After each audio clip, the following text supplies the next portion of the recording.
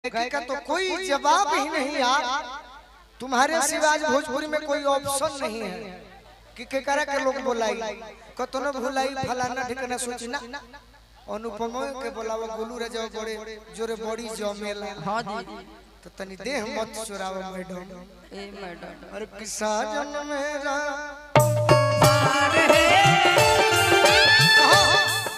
फिर देह चुरावतिया इनका खाती हाला कर लोग हौसला बढ़ावे खाती भैया।